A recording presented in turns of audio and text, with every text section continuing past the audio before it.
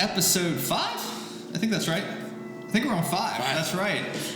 We are into the month of December here and have a great topic and a great brew. Probably one of my favorite. I'm not as much of a liquor person. I actually beer and wine. I just don't do as much liquor unless it's bourbon. Yeah. I mean, vodkas, tequilas, absinthe, whatever you got back there. I don't do a ton of it, but we do have a beer today, so I'm excited to see what you got. Bill, what do we got here? So today we got, it's from Legal Remedy Brewing. This is out of, where's this from? It's in South Carolina. No, Rock Hill. So this is a local brewery. We're located here in Myrtle Beach, South Carolina. It's a blonde stout. Blonde stout. So it's a little bit more for the wintertime. It's kind of like a Guinness if you're familiar with that. We're each getting our own here. Sure. We can. Get a little beer. Ooh, let's go. Ooh, big foam. Bad pour. A little bit of head on there. So you went with the blonde stout. What I like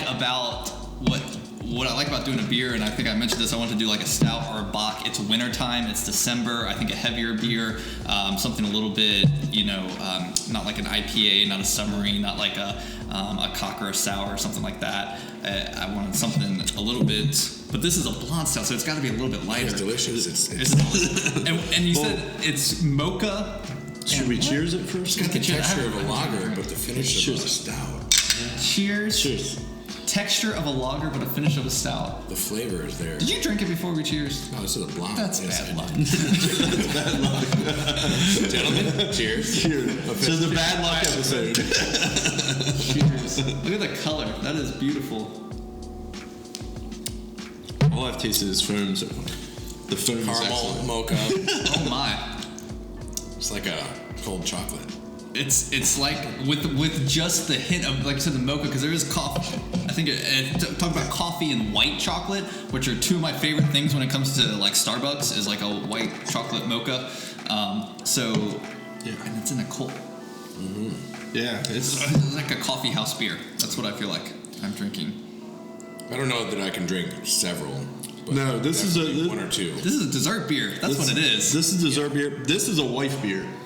That's a wife beer. You think? Yeah, this is a beer I think my wife would drink. See, this is not sexist at all. I'm not making this as a sexist remark, though it's going to come across. Wait for the comments. But I just think stouts, I don't see a ton of women drink. Like heavy stout until beers. you get the coffee, lighter. Until you get the coffee chocolate flavors, then they're like, hey, that's right up my alley. Yeah, Michelob, right up my alley. The Ultras. But you can taste the layering, like that almost thick, that heavy, like what I'm talking about. Winter. It's a filling beer. I think it's definitely a winter beer. Like that. One of the reasons you couldn't drink a lot of it is because of that it fills you up quicker. Right, and it looks light, so kind of tricks your head a little bit. Like I said, it's got the texture, but the nose of caramel and chocolate. It's huge. Wow. Yeah, it's definitely got a big nose on it. The head on it just holds the aromas out. I think it's definitely perfect time for winter. Yeah. Now that it's getting cold. That's a fireplace beer. Oh yeah. That's a fireplace beer. I like that fireplace beer. And absent of wine, drink a stout, a blonde stout. Blonde stout. World Court Mocha Blonde Legal Stout. Remedy. It's not so. This is definitely a smaller brewer. It's not something you're going to get nationwide. I like the display a little bit. We got a perfectionist here in the house. That's really good. I like that. All right, guys. Well, we do recommend. I don't think any of us have any bad things to say. At some point, we're gonna have a bad review on something. It's just gonna happen. We might not be at the old Yates Pub when that happens because he pretty much gets rid of bad drinks. We might have to go filter all that out. We have to go on location to find some bad liquors, alcohols, booze, whatever. So we kind of jumped right into the drinking. That's my bad. I'm gonna call it. I like that you jumped right in. So maybe we'll talk a little real estate. Obviously, it's brokers and booze, so we do have 3 brokers here. I am Nick Sowers. I'm with Beach Connection Realty. My name's Chris. I'm with Eagle Realty. Bill Yates with Sands Realty. And we are all brokers in charge. Yes, brokers in charges. Brokers in charge. I don't know if you put that in brokers plural. In charge. Too much beer for this guy. That's right.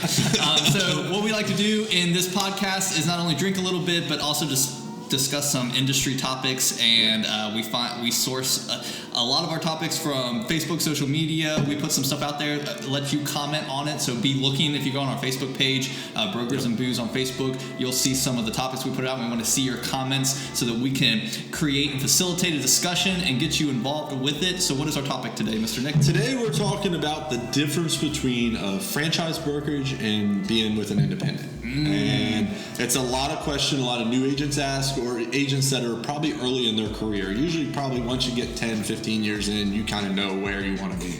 But I think it's something that really comes up in a young agent's thing. So, I mean, first of all, I've never been with a franchise brokerage. Have either of you guys? I have. Century 21 when I first started. Okay. What did you like about it, Bill? So some of the pros were they offer a lot of training programs, things like that. And I kind of felt like I was doing more training than actually selling. So to lay the groundwork, the foundation, I think it was very important. Okay. But more of the cons, it was restrictive. There was more regulation. You weren't open to freelance and whatnot. But the fees, you basically pay to use somebody's name. Was Century 21 the only brokerage, the only franchise you was with? Yes. Okay, all right. I've never been a part of a franchise as well. My mom did work for Century 21 when we lived in Kentucky when she did some real estate.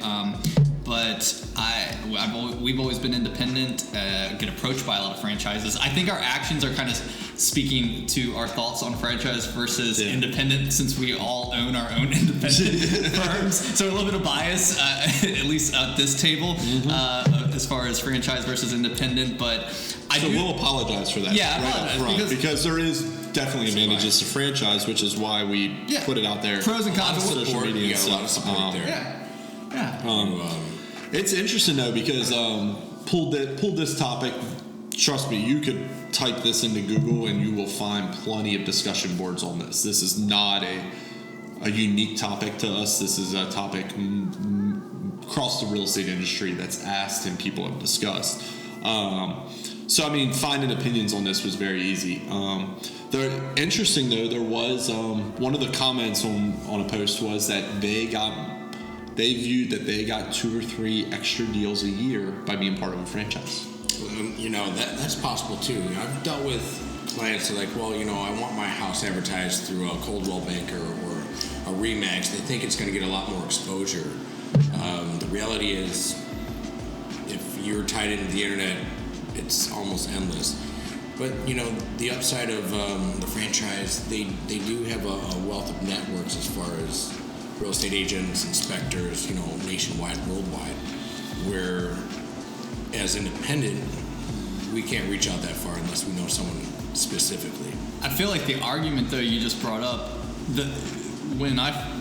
and we've each been in real estate for multiple years, and we said this in one of the episodes, I forget how long we've each been in it, but since 2003, the franchise argument, when I'm listening to recruiting or when I'm listening to franchises come and try to, and I'm sure you guys have both had this too, franchises calling me to franchise my company and see if I want to come under their umbrella. I get it all the time. That's hilarious. I got a text message this morning. and it happens so much. What's it going to take you to move your license? Well, I might have to close down 4 companies to do that. Yeah, your license or your whole company, or just like changing your company to a franchise company. And I don't like, I'm saying that the argument was a lot stronger to me between 2003 and about 2007, 2008. Once we got past kind of the crash, once we got into, and you actually saw franchises shut down because of 2008, because of 9 offices closed. The franchise didn't save them, didn't shield them from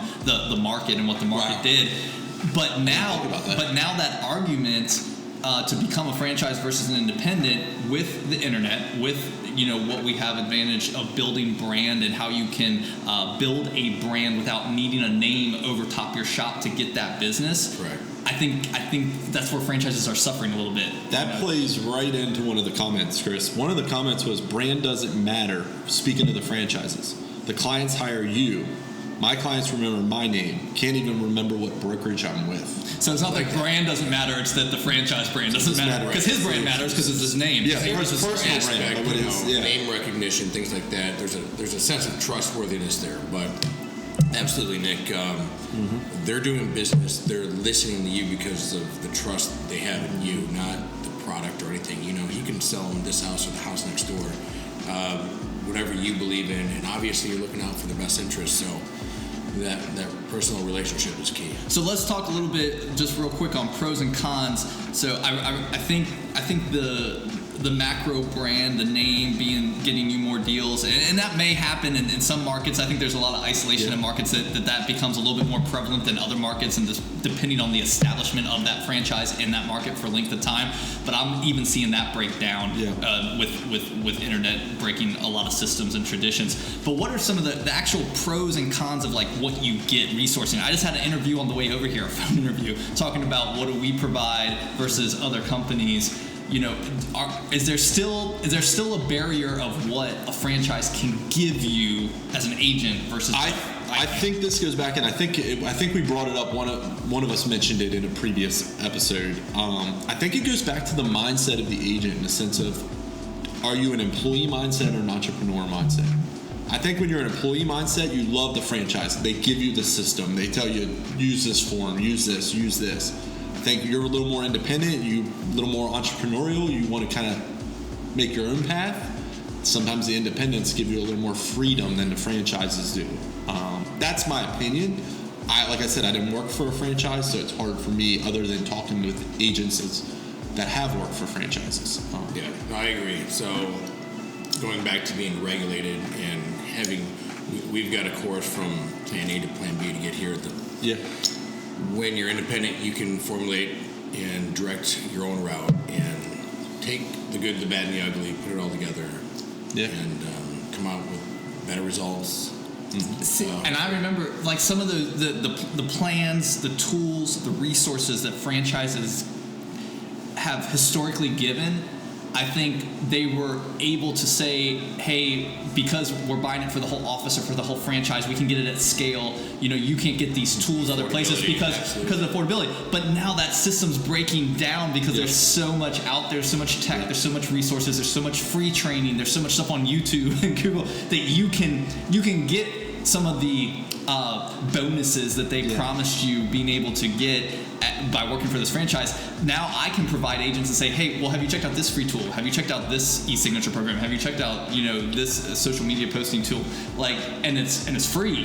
The internet's just breaking the tools. I think, and I think beyond that, I think it's also an age issue with your clients. I think really your older clients associate with the franchises. I can see that. Like, I think your younger agent, younger, they're used to just, I'm interested in that piece of real estate. I just type it in Google. I want to throw it on Facebook. I type it in Google. The old guys still sending out mail, print, and all that stuff. And who looks at the phone book these days? So wait, that's a great point for clients, though, because franchises and we are not proing or conning on any particular franchise, but I mean Caldwell, Century, even Remax, ones that have been around for a long time. Yeah.